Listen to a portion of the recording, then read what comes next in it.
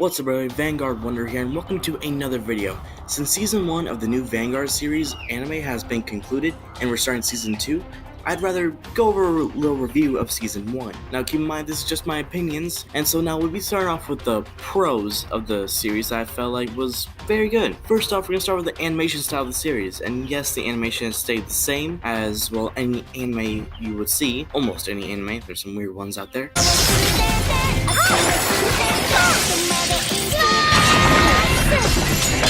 But you can see with the little outlines of the characters in some screenshots, they pop out at you more, they look more noticed. And there have been minor changes within characters with the series. If you've seen the original Vanguard anime, they look the same. But there you can see some minor changes with the eyes, the hair, stuff like that. Another very good thing of the story was glossing over the card fights. Now, G tried to do this, and the way G did it, it did not really work, is because, like, okay, I'm already on grade 3, I'm gonna triple crit you, but you didn't see it. And that was very annoying. It's one reason why I didn't watch G. It's one reason why I hate G.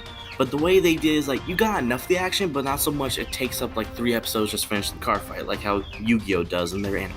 And so, it's a good and bad thing. We'll get onto the bad side of it later. For now, I like it. One thing I really love is that they showed a little more bit of Kai's backstory. And the end of the series, you saw a bit more of Kai's backstory and why he became so obsessed with winning and want to be the best card fighter. Another really interesting thing of the new series is that they reimagined some of the characters. For instance, Dr. O. If you knew Dr. O from the original Vanguard series, he was just a regular announcer for the card fights that are going on, and he had this saying, "Oh," kind of thing, because, you know, Dr. O, the O shtick. But in the new series, he's reimagined it as a part of Team Asteroid. Instead of black hair, he had white hair, and he had a different outfit. This was weird and cool. It was cool to see some reimagine, but the way they made him was just weird. Like, he's suddenly a member of Team Asteroid. I don't really get that. I don't see why would they change that for original anime too, because if we had Dr. O as a card fighter, that would also be very interesting. Now we're gonna move on to some of the cons of the new anime. So as I said before, I talked about glossing over the card fights in the pros, but it's also a bad thing in a way, because in the original anime, you would see the card fights play out to every last trigger, every last ride, every last draw. But in this, is kind of glossed over. You see some like the fight scenes, but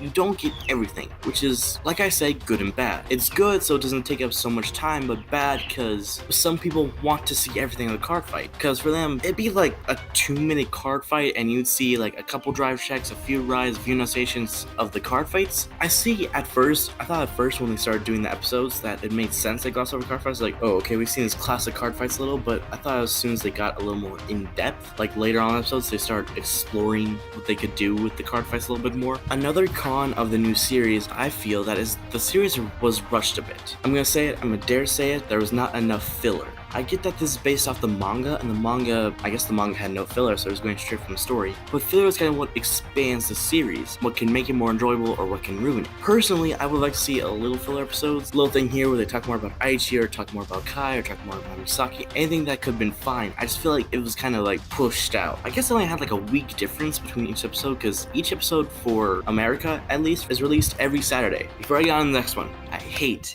how they explain Misaki's backstory. If you don't understand, I'm gonna give you a brief explanation of what happened in the first Vanguard anime, how they explained her backstory. So Misaki's backstory is her parents used to run the shop, and one day her parents got in a car accident and they died, and so she was raised by Shin, her uncle, who was now her cousin in the V series anime. So what they did with that is, it wasn't really mentioned at first, but it was kind of like blurred out as like, oh, it's what happened to her parents. Add a little hint here, a little hint there, and blah blah blah blah blah blah. They briefly explained it, they hinted at more like episode over episode, and when they finally revealed, it caused conflict for the characters, which was a good. That's how you do good storytelling. In the V-Series anime, Shin just kind of dropped it out of nowhere. When Misaki was fighting Aichi in their first card fight, they mentioned how Misaki has her photographic memory. It's like, he kind of just dropped out of nowhere. It's like, wow, it seems like she didn't really tell what happened to her cars. Oh, it's because her parents died, and she kind of was like cursed with that. Yeah, and that just really annoyed me because there's no conflict, and you basically just gave part of the requirements for being Batman to Misaki. Okay, now on to the last of the cons, the clickbait. If you guys have seen the anime, you know exactly what I'm talking about. I'm talking about the episode of Kai Loses. In this episode called Kai Loses, Kai fights Kote. In this episode, Team Q4, Aichi, Kai, Kamui, and Misaki were fighting people from Shop Voyage, where there was, I don't want to say Goki, was it Goki? No. Kote, Nagisa, and Leon Soryu, who plays Aquaforce. And so they find that, and Kai was supposed to fight against Kote. So they titled the episode Kai loses. This was just straight clickbait. That's annoying some of us Cardfighters because as soon as we saw it, it was like, oh crap, oh no, about to go down. That's stupid. I'm willing to overlook it, just don't do it ever again.